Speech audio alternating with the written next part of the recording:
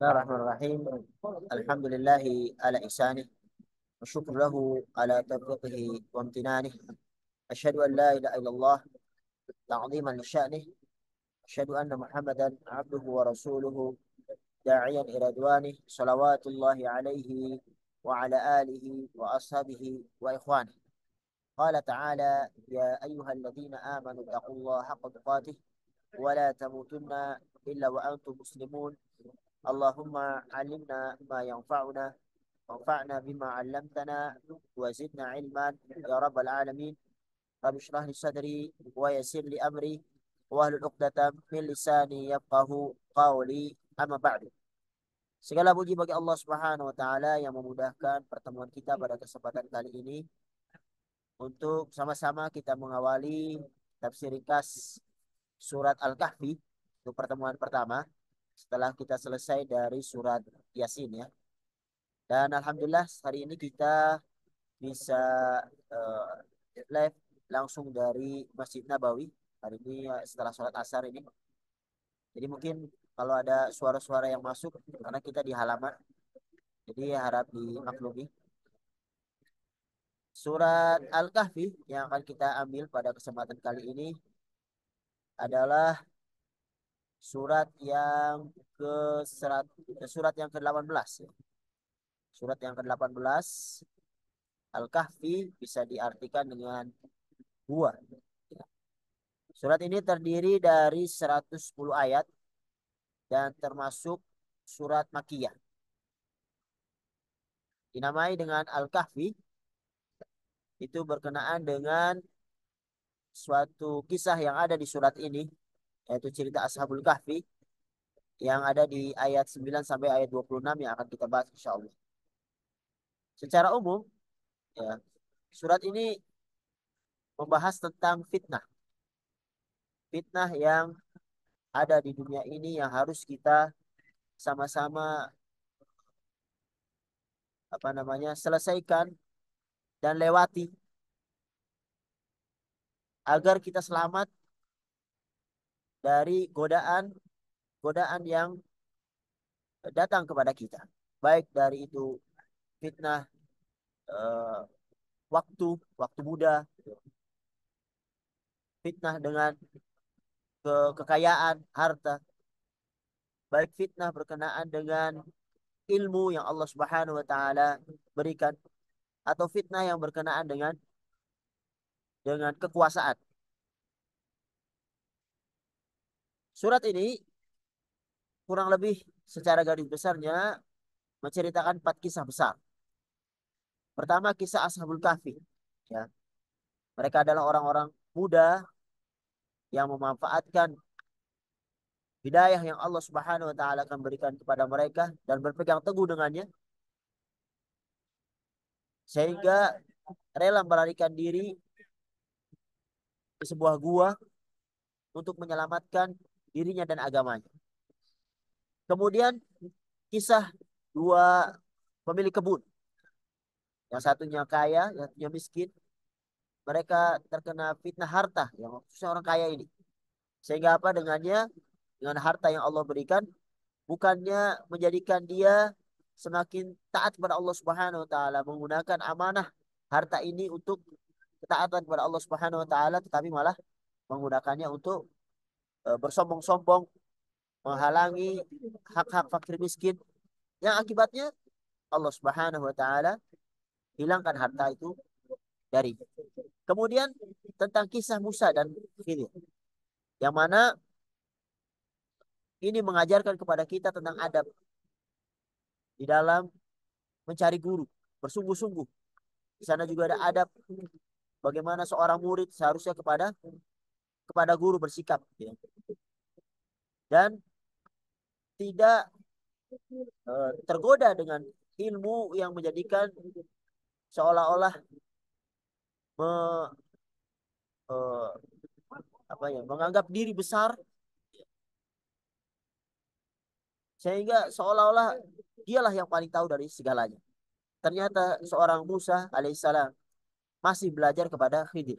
Itu nabi, apalagi kita yang di bawah Musa alaihissalam. Dan ternyata ilmu yang ada di diri Nabi Musa, ada beberapa hal yang tidak diketahui, yang ilmunya ada yang Allah berikan kepada Nabi Khidir.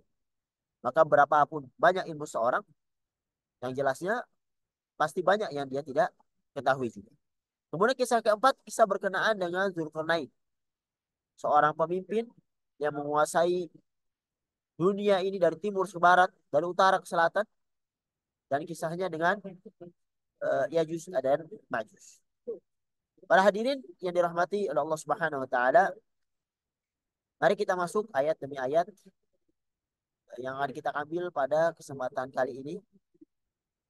Kita coba tilawah sampai uh, ya ayat 10 atau ayat 15 ya. Kita coba tilawah sampai ayat 15 sampai satu halaman. A'udzu billahi minasy rajim. Bismillahirrahmanirrahim.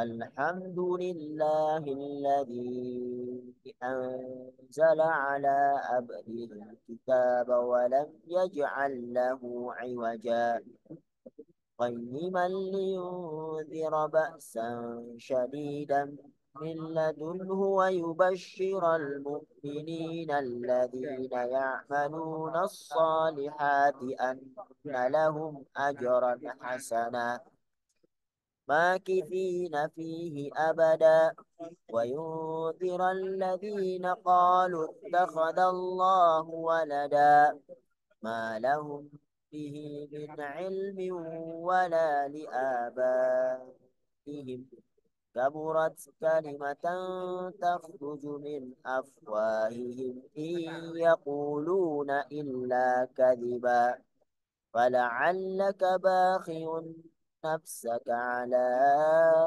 آثارهم إن لم يؤمنوا بهذا الحديث أسفا إنا جعلنا ما على الأرض زينة لها لنبلوهم أيهم أحسن عملا وإنا لجاعلون ما عليها صعيدا جرزا أم حسبت أن أصحاب الكهف والرقيم كانوا من آياتنا عجبا إذ أوى الفتية إلى الكهف فقالوا ربنا آتنا من لدنك رحمة وهيئ لنا من أمرنا رشدا فضربنا على آذانهم في الكهف سنين عددا ثم بعثناهم لنعلم أي الحزبين أحصى لما لبثوا أمدا نحن نقص عليك نبأهم بالحق إنهم فتية آمنوا بربهم وزدناهم هدى وربطنا على قلوبهم إذ قاموا فقالوا ربنا رب السماوات والأرض لن ندعو من دونه إلها لقد قلنا إذا شططا هؤلاء قومنا اتخذوا من دونه آلهة لولا يأتون عليهم بسلطان بين فمن أظلم ممن افترى على الله كذبا. Para hadirin yang dirahmati Allah Subhanahu wa taala, di surat Al-Kahfi ini Allah Subhanahu wa taala memberikan beberapa pelajaran bagi kita tentang kekuatan iman yang harus kita pertahankan dengan beribadah kepada Allah Subhanahu wa taala yang dengan ibadah itu menjadikan iman semakin kuat. Dan fungsi keikhlasan dalam ibadah harus kita kedepankan karena Allah Subhanahu wa taala tidak atau tidak apa namanya eh, tidak menerima orang-orang yang beribadah dengan kesyirikan. Kemudian ayat ini ayat yang Allah Subhanahu wa taala akan memberikan gambaran kepada kita tentang poin penting yaitu uh, ancaman terhadap kepercayaan bahwasanya Allah Subhanahu wa taala itu punya anak. Sini Allah Subhanahu wa taala memuji dirinya. Dalam ayat pertama Allah katakan uh, Alhamdulillahilladzi anzala ala abdihi alkitaba wa lam yaj'al lahu iwaja. Segala puji bagi Allah Subhanahu wa taala yang telah menurunkan kepada hambanya Alkitab, yaitu Al-Quran, dan di dalamnya itu dia tidak mengadakan kebengkokan yang ada di dalamnya. Untuk apa? Qayyiman liyundhira ba'san syadidan min ladunhu wa yubashshiral mu'minina alladziina ya'maluna shalihati anna lahum ajran hasan. Itu sebagai bimbingan yang lurus, yaitu Al-Quran ini sebagai bimbingan yang lurus untuk memperingatkan akan siksaan yang sangat pedih dari si Allah Subhanahu wa taala dan juga memberi kabar gembira kepada orang-orang yang beriman yang mengerjakan amal soleh. Bahwasanya mereka akan mendapatkan ajrun hasanah, mendapatkan pembalasan yang baik. Sebelum kita masuk lebih jauh, kita ingin menyebutkan sebuah fadilah daripada surat Al-Kahfi ini yang disebutkan oleh Ibnu Katsir di dalam tafsirnya. Beliau menyebutkan bahwasanya tentang keutamaan surat Al-Kahfi dan 10 ayat pertama dan terakhir yang mana dia merupakan pelindung seorang dari fitnah Dajjal. Imam Ahmad meriwayatkan dari Abu Ishaq yang menceritakan, aku mendengar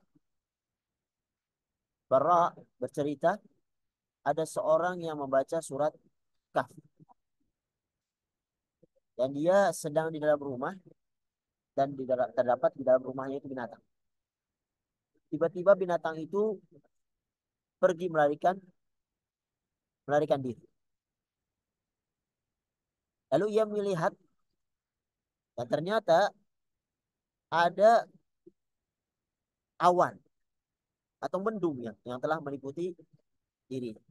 Pada dzalika li Nabi sallallahu alaihi wasallam.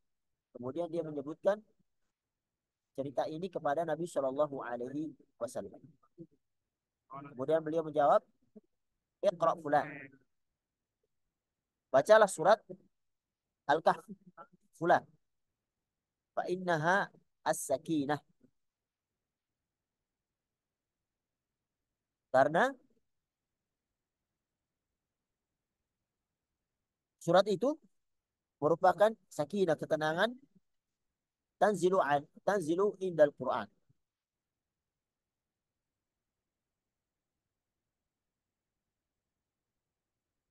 Karena sungguhnya yang merupakan ketenangan yang turun bersamaan dengan Al-Quran. Au tanazalat lil Quran.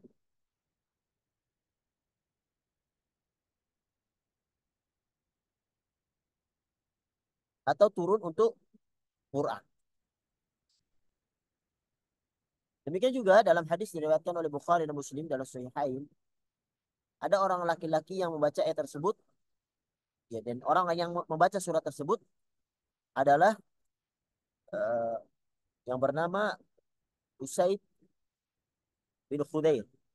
Usaid bin Khudair. Di riwayat yang lain, Imam Ahmad meriwayatkan dari Abu Darda dari Nabi Shallallahu Alaihi Wasallam, man hafidha, barang siapa yang hafal asyar ayat min awali surat al-kahfi usima minad dajjal, Barang siapa yang hafal 10 ayat pertama dari surat Al-Kahfi, maka ia akan dilindungi dari fitnah Dajjal. Diriwayatkan oleh Muslim, Abu Daud, dan Nasai, dan Tirmidzi. Dan Tirmidzi mengatakan Hasan Sahih. Hadis Hasan Sahih. Imam Ahmad juga meriwayatkan dari Abu Darda, dari Nabi Shallallahu Alaihi Wasallam bersabda, man qara'a al-ashar al-awakhir min surat al-kahfi musima min fitnah dajjal. Barang siapa yang membaca 10 ayat terakhir dari surat al-kahfi, maka ia akan dilindungi dari fitnah dajjal. Hadis riwayat Muslim dan An-Nasai.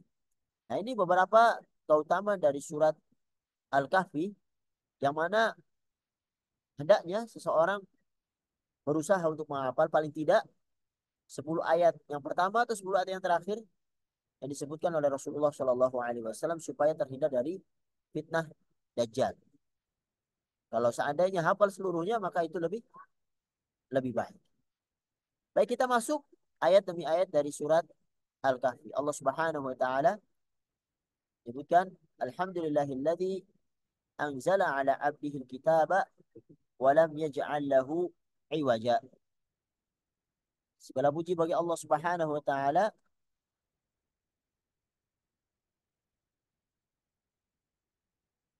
Segala puji bagi Allah Subhanahu wa taala alladzi anzala ala abdihi, yang menurunkan kepada hambanya Alkitab. Maksudnya adalah Al-Quran.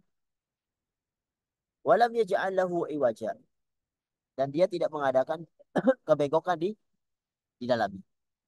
Qayyiman liyundhira ba'san syadidan min ladunhu wa yubashshiral mu'minina alladhina ya'maluna shalihat anna lahum ajran hasan. Untuk apa? Sebagai bimbingan yang lurus untuk memperingatkan siksaan yang sangat pedih dari si Allah Subhanahu wa taala dan memberi kabar gembira kepada orang-orang yang beriman yang mengerjakan amal soleh bahwa mereka akan mendapatkan anna lahum ajran hasanah, mendapatkan balasan yang baik. Makithina fihi abada, mereka kekal di dalamnya untuk selama-lamanya. Wa yunziral ladzina qalu ittakhadallahu walada, dan untuk memperingatkan orang-orang yang berkata bahwasanya Allah mengambil seorang anak. Ma lahum bihi min ilmin wala liabaihim kaburat kalimatan takhruju min afwahihim iyaquluna illa kadziba. Mereka sekali-kali tidak mempunyai pengetahuan tentang hal itu. Begitu pula abaihim, nenek moyang mereka. Maka kaburat kalimatan takhruju min afwahihim, alangkah buruknya kata-kata yang keluar dari mulut-mulut mereka. Iyaquluna illa kadziba. Mereka tidak mengatakan sesuatu kecuali kadziba, sesuatu yang dusta. Para hadirin yang dirahmati Allah Subhanahu wa taala, pada awal penafsiran di ayat ini, maksudnya Allah Subhanahu wa taala memuji dirinya sendiri yang suci pada pembukaan dan juga uh, penutup berbagai urusan. Karena memang Allah Subhanahu wa taala Maha terpuji dalam setiap keadaan. Segala puji hanya bagi Allah Subhanahu wa taala, ya, fil ula wal akhir, di awal ataupun di akhir, di dunia ataupun di akhir. Oleh karenanya di sini Allah Subhanahu wa taala memuji dirinya sendiri atas diturunkannya Alkitab, Al-Quran kepada hamba yang mulia Rasulullah Shallallahu Alaihi Wasallam. Dan ini merupakan nikmat yang sangat besar yang Allah turunkan kepada penduduk bumi, penduduk bumi. Kenapa? Karena dengan Al-Quran ini Allah Subhanahu Wa Taala menjadikan kita semuanya dapat keluar dari kegelapan menuju sinar yang terang benderang. Yang mana Al-Quran ini disifati oleh Allah Subhanahu Wa Taala bahwasanya ini adalah kitab yang lurus, yang tidak ada kebegokan, yang tidak ada penyimpangan. yang merupakan petunjuk yang jelas, terang dan nyata kepada orang-orang yang beriman. Sekaligus dia juga memberikan kabar yang keras kepada orang-orang kafir agar mereka sadar untuk bisa kembali kepada jalan yang Allah Subhanahu wa taala tetapkan. Walam yaj'al lahu iwaja. Dia tidak mengadakan kebengokan di dalam Al-Qur'an. Tidak ada penyimpangan, tidak ada kemiringan. Tapi Al-Quran ini adalah jalan yang lurus. Karenanya qayyiman liyundhira ba'san syadidan min ladun. Ai liman khalafah. Sebagai jalan yang lurus untuk memperingatkan akan siksa yang sangat pedih di sisi Allah, yakni bagi orang-orang alladzi khalafahu, yang menyalahi Al-Quran. Wa kadzabahu, yang mendustakannya serta tidak beriman dengan apa yang Allah turunkan di dalam Al-Quran. Dia menjadikan sebagai pemberi peringatan akan siksa yang pedih, hukuman yang langsung baik di dunia maupun di akhirat. Min ladun, dari sisi Allah Subhanahu wa taala, min indillah. Yang tidak ada seorang pun yang dapat memberikan siksaan sekeras siksaan Allah Subhanahu wa taala. Kemudian Allah sebutkan fungsi daripada Al-Qur'an, wa yubashsyiral mu'minin. Dia juga memberi kabar gembira kepada orang-orang yang beriman, yaitu bihadzal Qur'an, dengan Al-Quran ini. Mereka yang benar keimanannya, kemudian mewujudkan keimanan itu dengan amal saleh. Dan mereka berhak anna lahum ajrun hasan. Mendapatkan uh, balasan yang baik. Mereka akan diberikan balasan di sisi Allah Subhanahu wa taala berupa pahala, berupa surganya Allah Subhanahu wa taala, yang mana mereka di dalamnya makithina fihi, mereka kekal di dalamnya di sisi Allah Subhanahu wa taala abada. Subhanallah, untuk selama-lamanya. Mudah-mudahan Allah jadikan kita termasuk orang yang di dalam. Amin. Terus menerus, tidak lenyap, tidak pula berakhir kenikmatan yang ada di surga. Kemudian Allah lanjutkan fungsi daripada Al-Quran yang lain. Wa yundziral ladzina qalu ittakhadallahu walada. Dan untuk memperingatkan kepada orang-orang ya, yang mereka boleh dikatakan kurang ajar pada Allah Subhanahu wa taala yang telah menciptakan mereka, mereka mengatakan bahwasanya qalu ittakhadallahu walada. Allah mengambil seorang anak. Qala Ibnu Ishaq wa hum musyrikul Arab.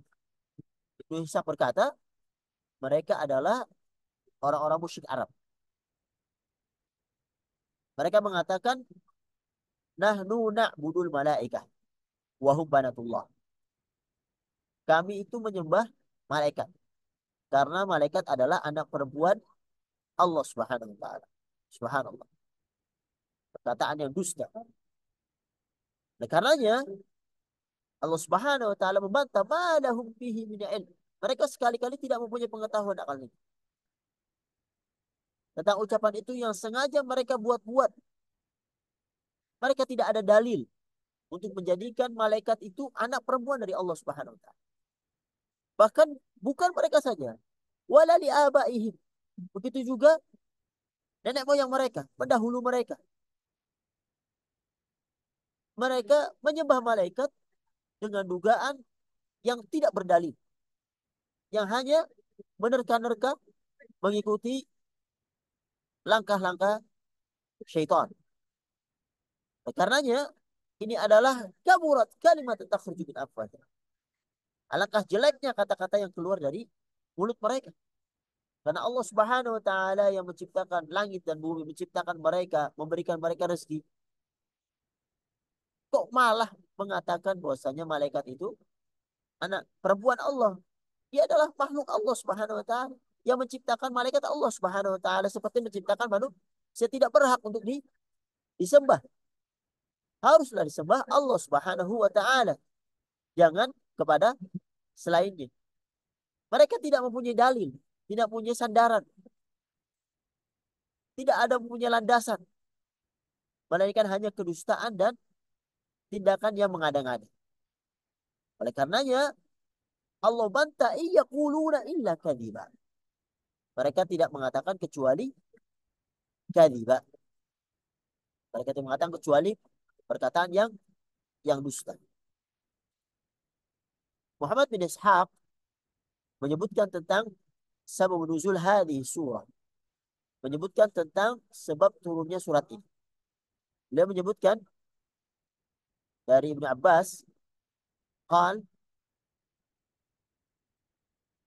bahasanya kaum Quraisy pernah mengutus uh, An-Nadhr bin Al-Harith dan Uqbah bin Abi Mu'ayyid kepada pendeta Yahudi di Madinah. Mereka berkata kepada utusan tersebut, Saluhum an Muhammad. Tanyakan kepada para pendeta itu tentang diri Muhammad. Terangkan kepada mereka sifatnya dan beritahukan kepada mereka mengenai ucapan. Karena memang mereka adalah ahlu kitab yang pertama, maksudnya Yahudi. Mereka mempunyai apa yang tidak kita miliki, yaitu ilmu pengetahuan tentang Nabi. Lalu kedua utusan ini pergi sampai datang ke Madinah. Selanjutnya mereka bertanya kepada para pendeta Yahudi berkenaan dengan Nabi Shallallahu Alaihi Wasallam. Dan mereka menyampaikan masalah yang disebutkan oleh Quraisy kepada mereka. Dan juga sebagian ucapan beliau. Kedua utusan itu berkata, sungguhnya kalian adalah ahlu Taurat. Maksudnya Yahudi.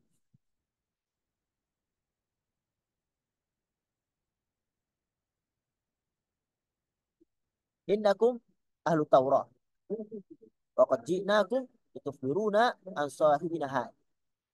An sahibina had. Jika kalian ada ahlu Taurat, kami datang kepada kalian dengan harapan kalian memberitahu kami tentang sahabat kami ini, yaitu Nabi Muhammad SAW. Lalu Ibnu Abbas menceritakan, maka mereka berkata, qalat lahum saluhu an thalath na'murukum bihin. Tanyakan kepadanya, kepada Muhammad, 3 perkara yang kami memberitakan kepada kalian untuk bertanya tentang 3 hal ini.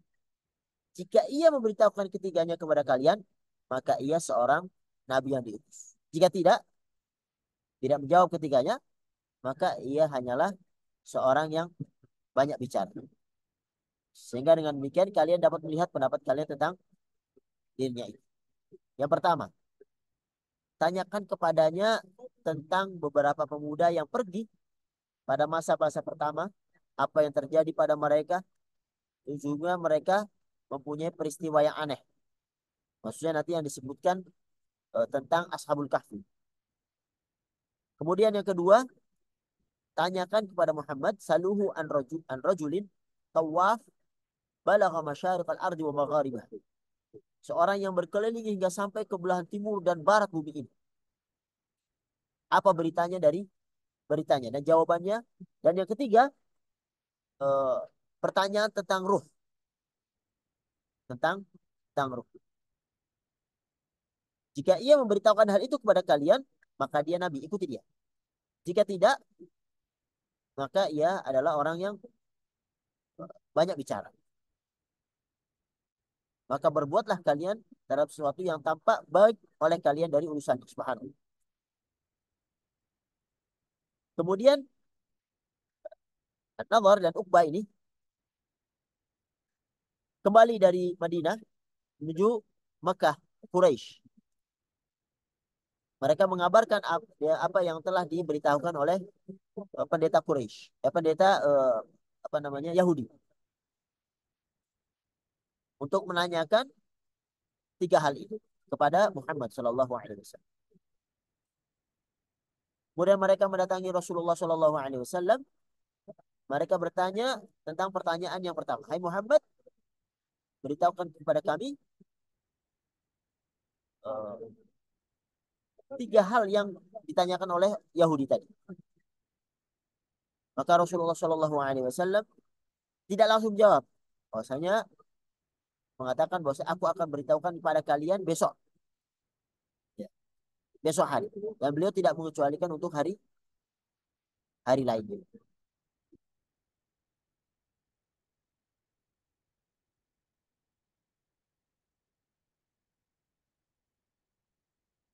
Fansarafu anhu. Kemudian mereka meninggalkan Rasulullah Shallallahu Alaihi Wasallam. Sedang Rasulullah Shallallahu Alaihi Wasallam makatha khamsa asyrata laila. 15 hari. Tidak turun wahyu. Mengenai hal yang ditanyakan Quraisy dari pertanyaan yang didapatkan dari pendeta Yahudi yang ada di Madinah. Sehingga apa?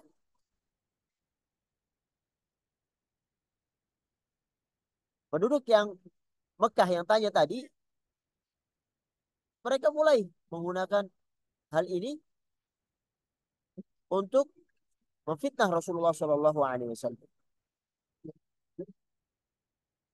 Mereka mengatakan bahwasanya Muhammad telah berjanji pada kami esok hari memberitahukan tentang tiga pertanyaan ini. Ternyata sudah 15 hari dia tidak memberitahukan apa yang kami tanyakan.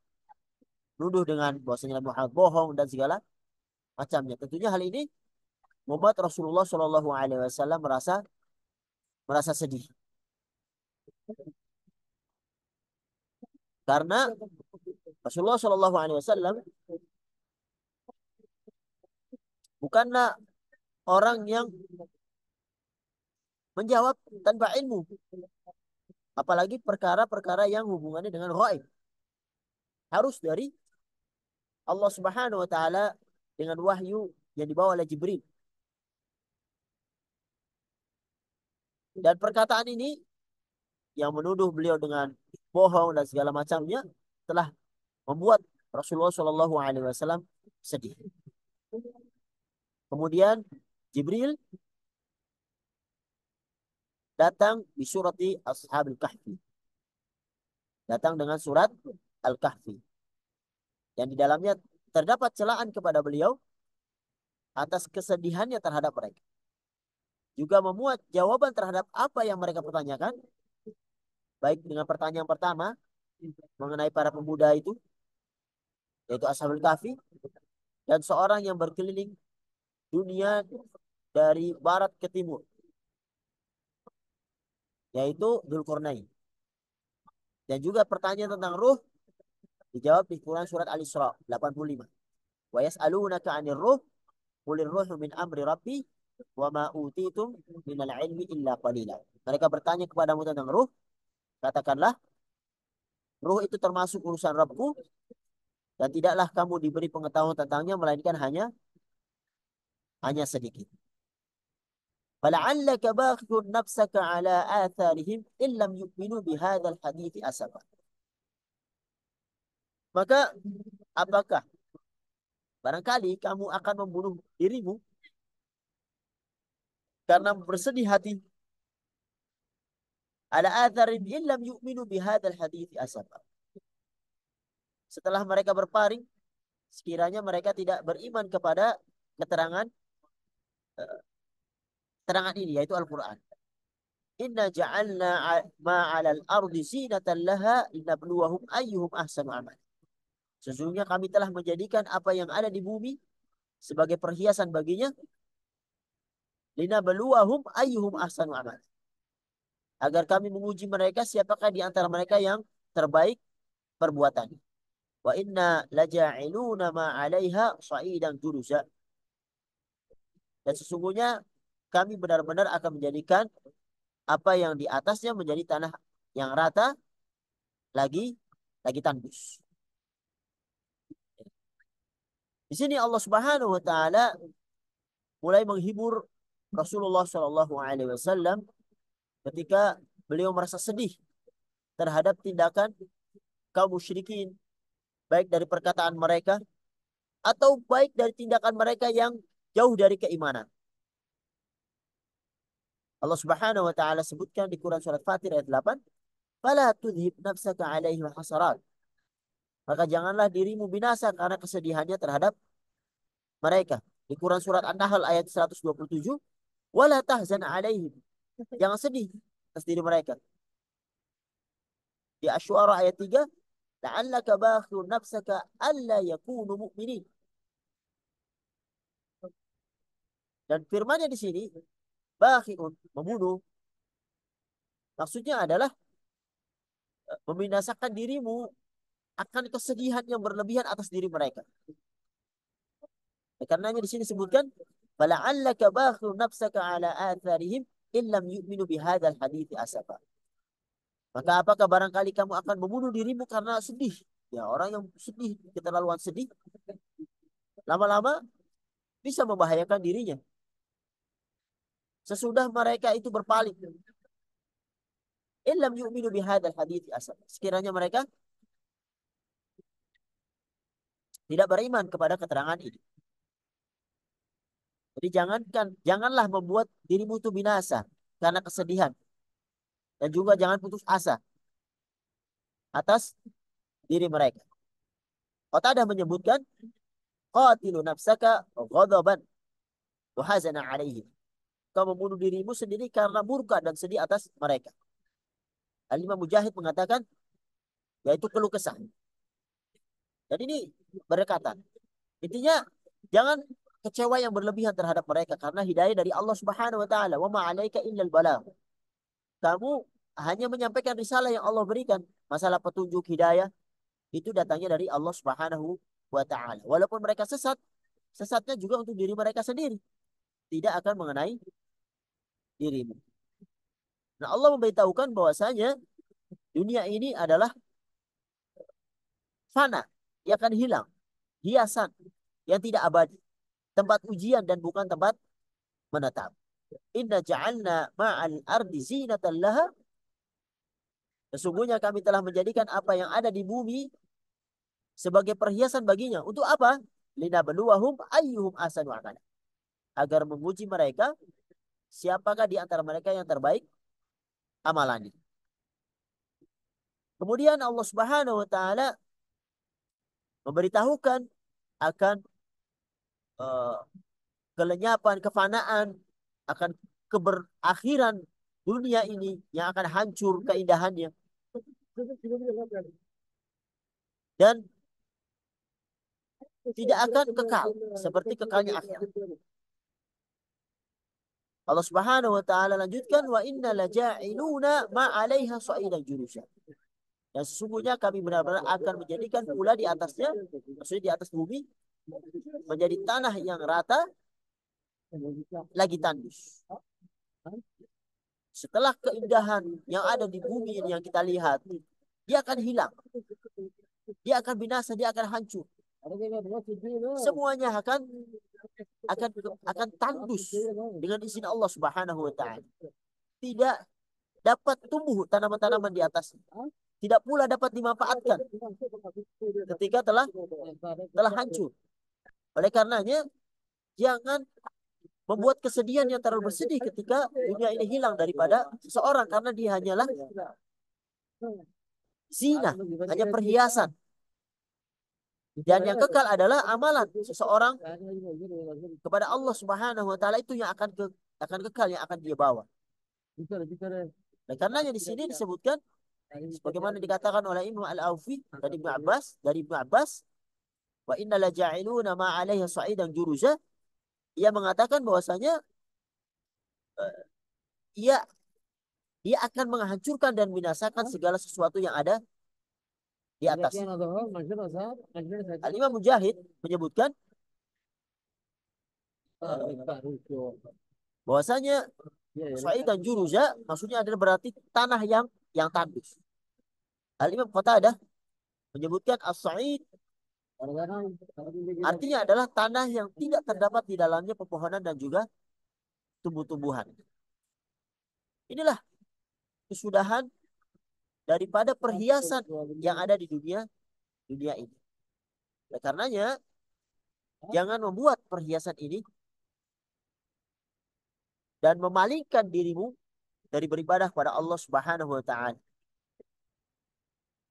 Ini peringatan kepada Rasulullah Shallallahu alaihi wasallam dan juga peringatan kepada kita untuk tidak menjadikan dunia sebagai tujuan yang mana kalau kita tidak gunakan amanah perhiasan ini untuk beribadah pada Allah Subhanahu wa taala, maka pada hakikatnya kita akan menjadi orang yang merugi. Kemudian pada ayat yang setelahnya, ayat 9 dan seterusnya akan mulai berbicara tentang pertanyaan pertama yang disebutkan oleh pendeta Yahudi tentang cerita para pemuda yaitu Ashabil Kahfi yang insya Allah kita akan belajar bersama-sama pada pertemuan yang akan datang. Mudah-mudahan yang sedikit ini bermanfaat bagi kami pribadi dan juga ikhwas sekalian.